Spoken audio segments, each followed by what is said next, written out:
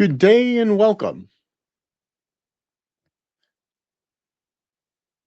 Want to thank you for joining us here, taking time out of your busy day or week for 3 metrics to guide your IT decisions.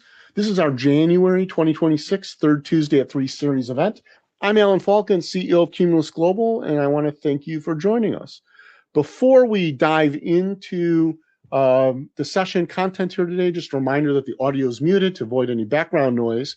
So over on the right-hand side of your screen or the bottom of the screen, depending on how you pick your layout, you'll see a Q&A window. That's the best place to ask questions and answer them. I monitor that during the session. I'll periodically check the chat, but Q&A is best. The session is being recorded, and we generally get these things posted onto the website within 24 hours. Our resources, this session is one of many types of resources we have that you can read, watch, or explore in depth. And we've got some hot links in our resource center now, specifically around artificial intelligence, managed cloud services, and cybersecurity. You can take a deep dive into those. We've collated our materials as well as information from other trusted experts. So that said, let's dive into our content right now, because today we're going to cover a couple of things when we talk about 3 metrics for making better IT decisions. First, we're going to talk about the current and trending challenges for IT decision makers, and sort of the 3 pillars of IT that we see for 2026, which are the metrics we're going to talk about: productivity, security, and affordability. So what do we mean by challenges? And we really see 2 types of challenges. There are historical challenges for small, mid-sized businesses when making IT decisions. The first and foremost, and often overlooked, surprisingly, is the business value. How will this spending help operate or improve the operation of the business? Will it improve things? Is it necessary to do? How do we evaluate that? Life cycle management. Your small, mid-sized businesses, you still have to replace those laptops and PCs when they get old, upgrade your network or your internet connection. You've got refresh cycles, updates, and upgrades, some of which can cost money, all of which can cause disruption. Security has always been an issue for IT. How do you keep yourself and your company and your business safe? We're seeing it's also on the trending side, you'll notice, because there are all sorts of new security requirements and challenges out there. We'll dive into that in just a second. Shadow IT. If you're a small business and you've got employees, they may be picking their own tool, something they want to use. It's costing you money. It might be exposing your data illegally or improperly. You might lose control of your data. We've worked with a company who had a salesperson who was putting proposals in a personal Dropbox account. Not only was it unsecure, but he went on vacation and a customer called and said, hey, if you can make this quick change, I'll sign. And no one had access or even knew where the file was. And they spent a day and a half chasing this person down on vacation 7 time zones away and either getting him to fix it or send the file in a way that could be fixed. It was all this back and forth, totally unnecessary. And finally, now historical, this used to be trending, now it's historical, is what's your cloud mix? How much are you doing on premise? How much is in the cloud? Where and why? And what does that mean? Who's working remote? Who's working in office? And what's their user experience? The trending challenges are much more timely.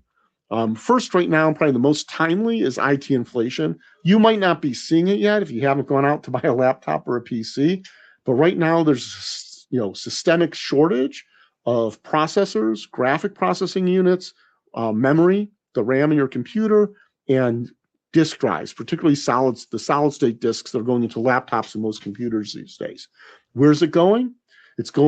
Those manufacturers are focused on the high margin, high profit, high demand AI industry.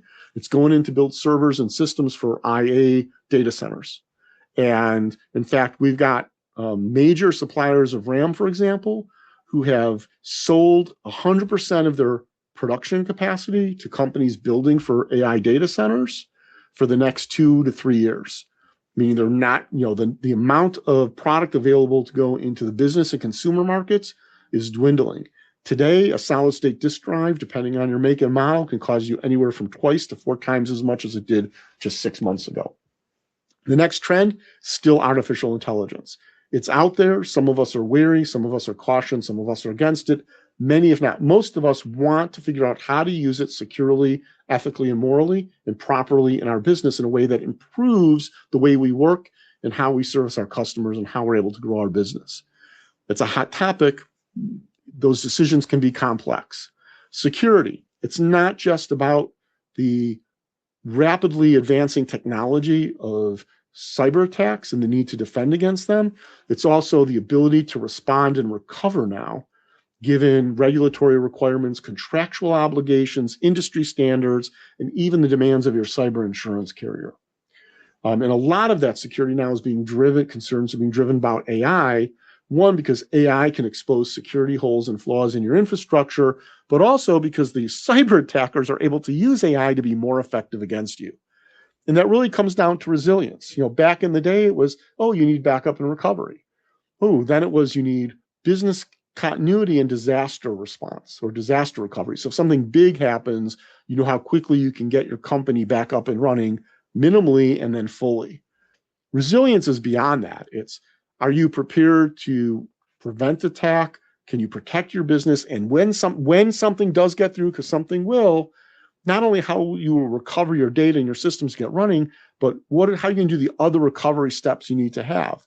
And that gets into, again, not just getting your systems back, it's legal filings, legal reporting requirements about breaches and cybersecurity issues in many states, customer communications and accommodations, industry reporting. There are all sorts of requirements. Law enforcement can be involved. Your cyber insurance company and forensics can be involved. So there's a lot more involved in that process now. It's really about business resilience. If something happens, can you isolate it and keep running? Can you mitigate the impact, whether it's a cyber attack or a natural disaster? And then still, how quickly can you be back to full operations in a way that doesn't cripple your business? We know right now still that 60% of businesses that have a cyber attack that disrupts their business for 7 or more days fail within 6 months. And so how do you make yourself resilient so should you be the victim of an attack, you don't fall prey to it in a permanent, devastating way? So what are our IT metrics? As I sort of hinted earlier, it's productivity, security, and affordability. In productivity, we're going to talk as one about personal productivity for individuals who work for you as well as the team. Security, again, it's not just, do you have the right technology in place? It gets into benchmarking your security, not against what you have today, but against laws and regulations, against your industry's standards, expectations, and contractual requirements with your customers, including the contractual requirements you have with your cyber insurance carrier. And affordability, most people hear affordability, they think about, how do we save money? Yes, affordability is saving money, but it's also balancing your costs and the value it provides the business. Whereas if you're going to make an IT decision and you're going to spend more, but the return on that investment is improved productivity that dramatically outweighs that cost, then you've actually improved the value. Your IT environment is more affordable, and because it's delivering more, significantly more for not a linear increase in cost, but a less expensive way to go, if you will. And so we talk about productivity, it's personal and team efficiency.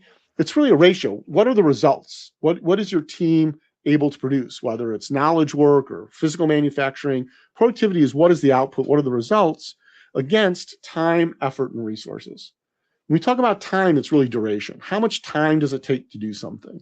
And so ask yourself when you're looking and making an IT decision, is this going to reduce the time for my team or individual team members to complete tasks? Maybe fewer steps, maybe better access to information, maybe augmentation with automation or even AI. Same thing with effort. Does it reduce the work effort needed for tasks? And effort is the amount of work and the intensity of it, right? So are we simplifying and reducing steps? Are we improving workflows? Again, AI augmentation or other types of automation can come into play to reduce it. Now, why? Some people say, well, what's the difference between effort and duration? Well, you can have a task that's really difficult for someone to do, and it will take longer because of it. Sometimes they're difficult, even though they'll take a long time. But duration gets into things, well, if there's an exception and someone needs to review it, you're dealing with personal availability. Or if you need feedback from your client or customer before you can finalize something, that adds time and duration as well. So will the new technology, the decision you're making or the change you're making, shorten time and reduce work effort? The third component is resources. What resources are required? Will moving to this new technology let you reduce other resources, either in quantity or cost. And that could be redundancies, right-sizing technologies, right staffing, which is making sure that the right people with the right skill set are in the right place at the right time for it.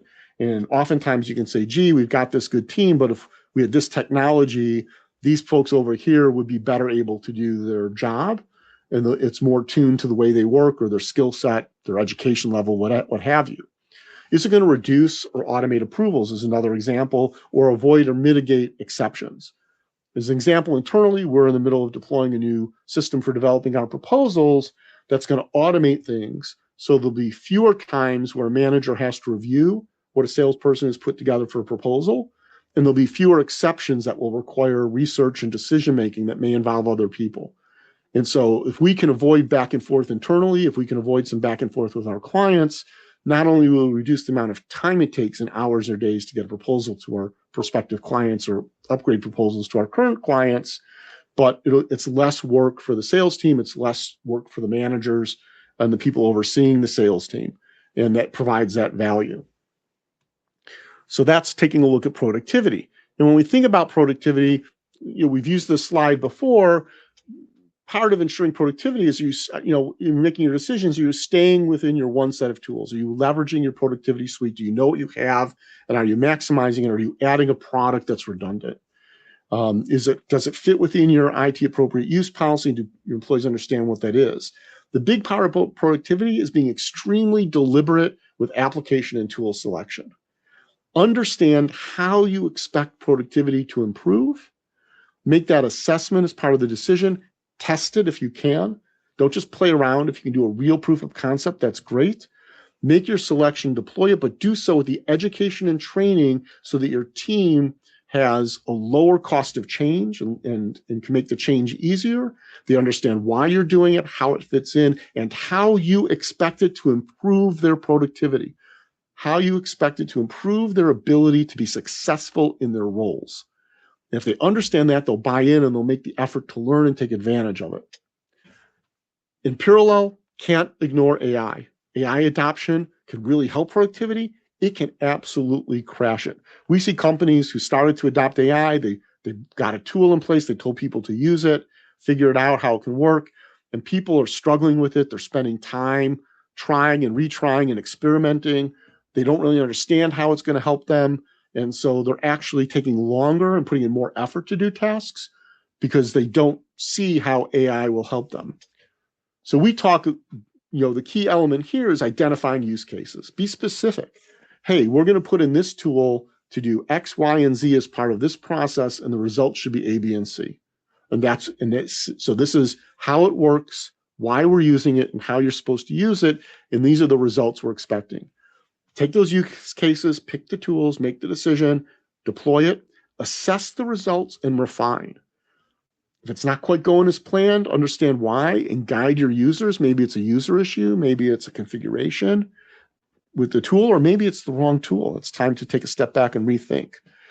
When you adopt AI or even any other IT technology, you're going to have people who are going to lead the effort, and you need them to provide that feedback and the followers. Make sure they're sharing their knowledge. So formalize the usage, set it as an expectation, be deliberate. If you expect something to improve productivity, everyone should know why you're making the change, how you expect productivity to improve, and therefore how you want them to interact with the new system. And that'll all come into play. So let's move on to security. Security is not just, hey, do we have virus protection, right? Security is awareness, prevention of cyber attacks, protection against them when they do occur, being able to recover your systems, your data, your workflows, and being able to respond at the business level to any sort of security issue. And so your business, it's really against your level of resilience against both cyber attacks and mistakes. And you can even look and say, hey, disaster recovery is a security issue because recovery and response is part of security. It's part of disaster recovery. They overlap. The things you do for business resilience from a disaster recovery or backup recovery component are components of what you need to do for security. So when we talk assess whether an IT decision is going to maintain or improve security, some of the questions to ask around awareness, prevention, and protection are, is this going to reduce risk from known and unknown threats? Or is it going to help with, avoid or eliminate chances for system or human error? Will it help reduce downtime or the risk of failure with our systems or applications or people? Is it going to mitigate the impact of disasters and unplanned events? Is it going to improve compliance, regulatory or industry standard or contractual? If you're getting yes to one or more of those questions, you've got a security improvement as part of your IT decision. Think about the backside as well. No system's perfect. Things are going to happen. As part of your security posture, when you're making an IT decision, is this going to mitigate the impact of disruptions? Meaning, if we make this decision and something bad happens, will we be able to continue operating better or quicker and recover our business? So, for example, we're talking to a number of small businesses about eliminating all software on the desktop and using virtual application delivery or virtual desktop environments. Why? Because if something happens from a physical standpoint in their business environment, or someone ends up unexpectedly out of the office, the user experience is the same. It's in centralized redundant data centers. They can access it. They can avoid a lot of disruption and reduce the chance of disruption for their time-sensitive activities and improve their resilience. Is it going to improve the time it takes to return to partial or full operations? Is it something that'll simply reduce your legal risks? And therefore, it's sort of an insurance policy, same as reducing your contractual liability exposure. Again, these are the questions to ask. If you're getting yeses, or if you're getting yeses to one or more of the questions or other questions about security, where you're maintaining or improving your security posture, give it a positive check for security as one of your metrics. Stepping back, we want to remind you of our trademark security CPR model that really looks at it as a triad: communication, education, making sure you and your team understand the risks, why you have security, what it is, and what their expected behaviors and actions are, and they understand their responsibility for security activity every day. Prevention and protection, this is when you put in the technology and the processes that can stop that'll prevent an attack, or should one happen, protect you from it being successful. And since no protection is perfect, recovery and response is that recovery piece. How do I get my business up and running enough to survive and then back to normal? And how do I respond because there's business issues? There could be law enforcement, forensics investigations, cyber insurance requirements, legal reporting requirements to your state and sometimes the federal government, customer communications, vendor communications, et cetera, et cetera. How are you going to respond? Again, ask the questions. Now, not every decision is going to have an impact on security. You might do things with make an IT decision replacing application A for B. The answer might be, hey, no change in security. It's just as secure, no more, no less than the other. That's fine. You've done the assessment. You know it's neutral. But you've got to ask those questions to know, is the security metric going to be maintained or improved, or are we going to inadvertently weaken our security posture? Third up is affordability. And affordability, as I said earlier, isn't just about lowering costs. It's really about balancing cost and value. So consider the costs against the near-term or long-term value to your business. So where are you looking at? Well, cost, you're going to look at savings, and you're going to look at spending and investment. So the first and foremost question, is it in budget? Now, we'll talk about this in future events, but most small businesses don't have IT budgets, and it's a problem because psychologically, when something's out of budget, it's always an exception, and the framework you use to make decisions is about the fact that it's an exception to what you planned, and therefore it's an unexpected cost, even if it's something that's going to benefit. And it's usually in reaction to a problem or to an opportunity that you could have predicted and planned for, but you didn't. So now it's, well, is it worth it for this opportunity? But your focus is on the money more than the value. And so I'll get off the soapbox now and head back in. So ask yourself, is it in budget? Is it something you planned for? Because if it's in budget, you've probably already assessed the value and decided it's something you want to do. Is it going to generate savings, direct or indirect? Is it going to impact what you're spending on IT on an ongoing basis? Is it an operating expense or investment? And how does that relate to how you measure your financial metrics and financial success of your business, right? Which is most important? How do you want to manage it? Is this a one-time savings or expense or investment, or is it recurring over time? And is that term, if it's recurring or ongoing, near, mid, or long term? Ask those questions. And you'll say, okay, I'm not lowering my costs, but I'm getting more capability for the same costs, or I'm getting 3 times, the capability or capacity for a 10% increase in cost, as an example. And that really gets to the value proposition, right? What's the impact? When you think about affordable, what's the impact on productivity and security?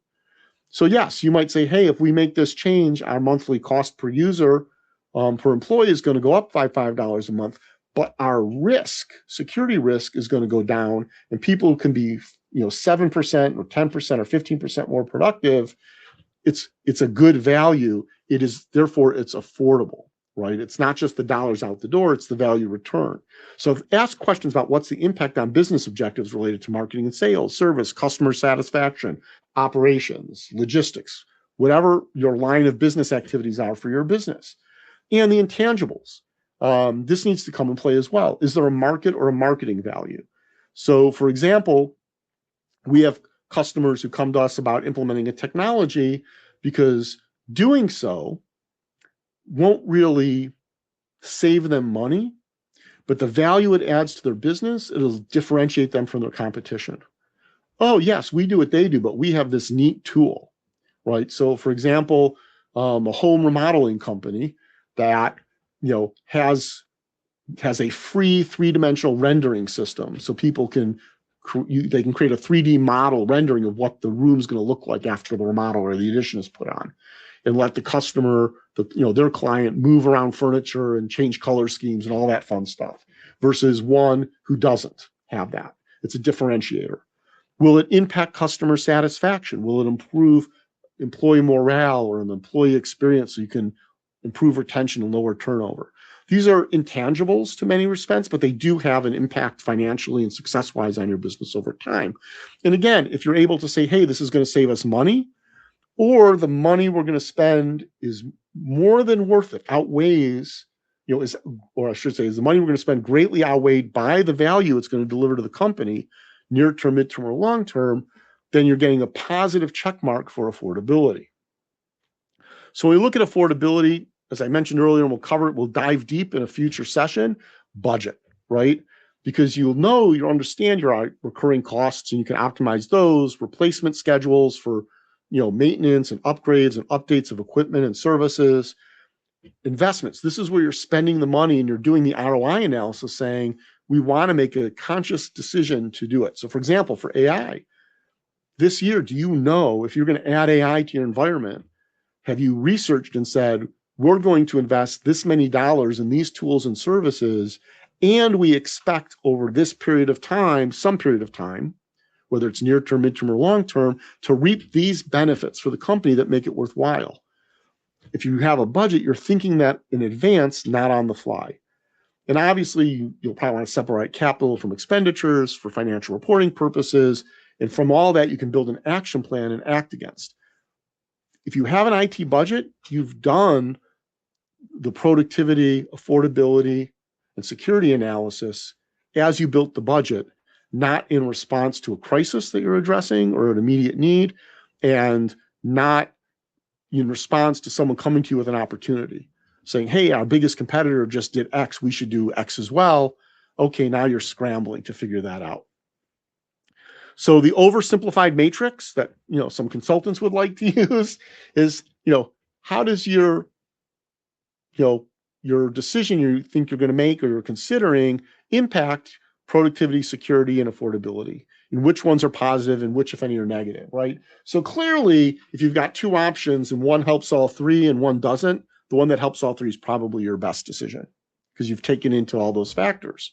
Now, clearly, if you can help two of the three, if you can improve productivity and affordability, even if there's no effect on security, that's still better than saying, oh, this is only going to help productivity, but it's not going to help other aspects of the business. That's sort of the anyone, it's a bigger decision to go forward or not. If you can't identify how an IT decision is going to help productivity, security, or affordability, so it's none of the three, stop and rethink. you're reacting to a problem, or you're going to jump on an opportunity without fully understanding the impact, those decisions generally, most of the time, almost always, I'll say, don't go as desired. I won't even say as planned, because they're not planned. They're reactive, either to a negative or positive opportunity. But those will generally not go well. So rethink that. So I've covered a lot of ground. We've talked about productivity, affordability, and security. We've talked about them as metrics to use to assess, when you're making an IT decision, how that decision will benefit those three metrics. However you decide to assess and measure those metrics, to understand the broader impact on the business. It's a great way to compare options when you're faced with more than one options that you're making, and to decide if and when to go forward. This is always easier to do in the context of having a plan and a budget, and a corresponding plan for what you intend to do or what you want to do ahead of time. But it can still be valuable if you are reacting to a problem or hoping to jump on an unplanned opportunity where if you think you take action quickly, you can move the business forward. So I haven't seen many questions yet in the Q&A, so now's a great time to hit the Q&A window and ask any questions you might have. Additionally, if you think about it, we will get this, as I mentioned, posted off the website. Generally within the next 24 hours, you can come back in and hit us up with questions later.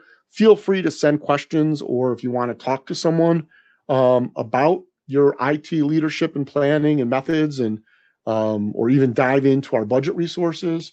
If you click on the docs section over on the right-hand side of the screen right now, we've got some other resources, some blog posts and ebooks about IT decision-making, including, we've included a link to our budget template. It's a budget workbook template, and the ebook Smart IT Budgeting Pays Off sort of walks you through the steps of using that template. And the slides you've seen today here are there as well. But if you want to get a little more in depth and you want to dive deeper, feel free to contact us, info@cumulusglobal.com, or use the bit.ly CG intro call or the QR code on the screen to book an initial call with one of our cloud advisors.